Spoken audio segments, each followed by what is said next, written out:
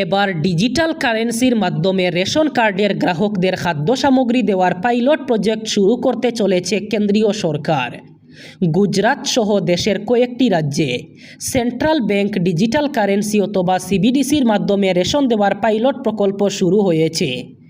গুজরাট ও দিল্লিতে চলতি বছরের মধ্যে এই পদ্ধতি পুরোপুরি চালু করার লক্ষ্যমাত্রা নিয়েছে কেন্দ্র।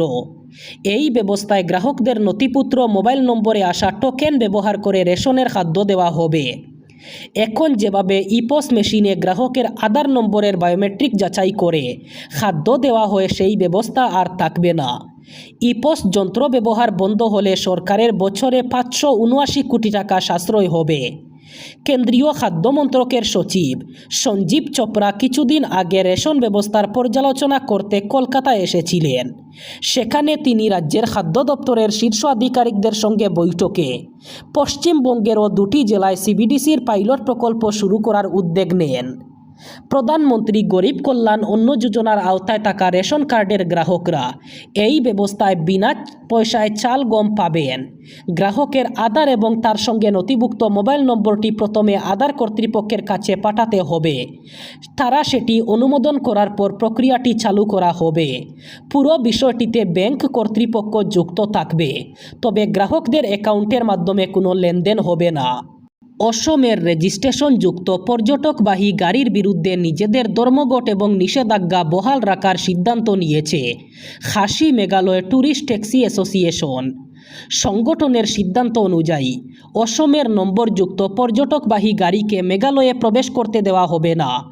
পাশাপাশি মেঘালয়ের স্থানীয় পর্যটকবাহী গাড়িগুলিকেও অসমের সীমান্তের কাছে জোরাবাট পর্যন্ত চলাচল সীমাবদ্ধ রাখার নির্দেশ দেওয়া হয়েছে। রবিবার সকাল 8টা থেকে বর্নিহাটে চলমান প্রতিবাদ কর্মসূচিতে সব স্থানীয় পর্যটক গাড়ির চালক এবং মালিককে যোগ দেওয়ার আহ্বান জানিয়েছে সংগঠন। ফলে আন্তঃরাজ্য পর্যটকবাহী গাড়ির চলাচল নিয়ে অসম ও মেঘালয়ের মধ্যে তৈরি হওয়া অচলাবস্থা আরও দীর্ঘায়িত হওয়ার আশঙ্কা দেখা দিয়েছে। নতুন সিদ্ধান্ত অনুযায়ী মেঘালয়ের পর্যটকবাহী গাড়িগুলো যাত্রীদের জোরাবাটে নামিয়ে দেবে। এরপর ওই গাড়িগুলি অসমের অভ্যন্তরে প্রবেশ করবে না। ট্যাক্সি চালকদের বর্তমান পরিস্থিতি এবং অসমের পক্ষ থেকে সাম্প্রতিক কিছু মন্তব্যের পরিপ্রেক্ষিতেই এই সিদ্ধান্ত নেওয়া হয়েছে বলে জানিয়েছে সংগঠন। সাম্প্রতিক অসম মেঘালয় উত্তেজনার সময় গাড়ি ভাঙচুরের ঘটনায় মেঘালয় সরকারের ভূমিকারও সমালোচনা করেছে সংগঠনটি। তাদের অভিযোগ, অসমের রেজিস্ট্রেশনযুক্ত গাড়ির ক্ষয়ক্ষতির জন্য ক্ষতিপূরণ দেওয়া হলেও অসমে মেঘালয়ের ট্যাক্সিগুলোর উপর হামলা এবং ভাঙচুরের ঘটনায় একই ধরনের ব্যবস্থা নেওয়া হয়নি। সংগঠনের আরও অভিযোগ, মেঘালয়ের উপমুখ্যমন্ত্রী অসমে বিভিন্ন বৈঠকে অংশ নিলেও বর্নিহাটে আন্দোলনরত পর্যটক গাড়ি চালকদের সঙ্গে আলোচনায় বসেননি। চালকদের সমস্যা সমাধান না হওয়া পর্যন্ত ধর্মঘট অব্যাহত রাখার সিদ্ধান্ত নেওয়া হয়েছে।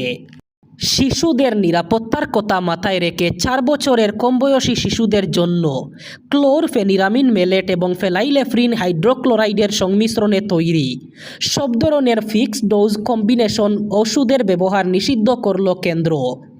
একই সঙ্গে এই ওষুধগুলির উৎপাদন, বিক্রি এবং বিতরণের ক্ষেত্রেও নতুন বিধিনিষেধ জারি করা হয়েছে। জারি করা বিজ্ঞপ্তিতে কেন্দ্র জানিয়েছে, সংশ্লিষ্ট ওষুধের লেবেল, প্যাকেজ ইনসার্ট এবং প্রচারমূলক সামগ্রীতে এই সংক্রান্ত সতর্কবার্তা উল্লেখ করা বাধ্যতামূলক হবে। ভারত থেকে আন্তর্জাতিক উড়ানে বিদেশ যাওয়ার ক্ষেত্রে 2026 সালের 1 সেপ্টেম্বর থেকে নতুন নিয়ম আসছে। সংবাদ সংস্থা পিটিআই সূত্রে জানা গেছে, 1 সেপ্টেম্বর থেকে আন্তর্জাতিক যাত্রীদের ইমিগ্রেশন ক্লিয়ারেন্সের সময় বোর্ডিং পাসে আর স্টাম্প মারবেন না আধিকারিকরা। নতুন ব্যবস্থায় যাত্রীদের স্মার্টফোনে থাকা বোর্ডিং পাস দেখিয়েই ইমিগ্রেশন প্রক্রিয়া সম্পন্ন করতে হবে। অর্থাৎ বিদেশ যাত্রার সময় মোবাইলে এয়ারলাইন্সের দেওয়া ডিজিটাল বোর্ডিং পাস রাখলে সেটি ইমিগ্রেশন কাউন্টারে দেখানো যাবে। তবে যারা ফিজিক্যাল বোর্ডিং পাস নিয়ে বিমানবন্দরে যাবেন তাদের কোনো সমস্যা হবে না, সেটিও ইমিগ্রেশনে গ্রহণ করা হবে। শুধু সেই কাগজের বোর্ডিং পাসে আর কোনো স্টাম্প দেওয়া হবে না।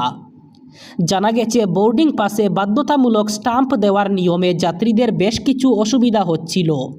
অনেক ক্ষেত্রে স্টাম্প ঠিকভাবে না পড়ায় বোর্ডিং পাসের তথ্য অস্পষ্ট হয়ে যাচ্ছিল।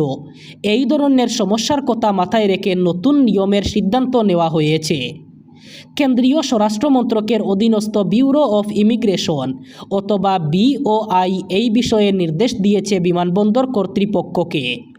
সৌরজগতের জমজমাট মহাকাশ নাটকের দ্বিতীয় পর্বে এবার চাঁদের পালা। চলতি মাসে সূর্যগ্রহণ দেখার পর এবার পৃথিবীর ছায়ায় ঢাকা পড়তে চলেছে পৃথিবীর একমাত্র উপগ্রহ চাঁদ। আগামী বৃহস্পতিবার রাত থেকে শুক্রবারের মধ্যে মহাকাশে ঘটতে চলেছে এক অনন্য দৃশ্য।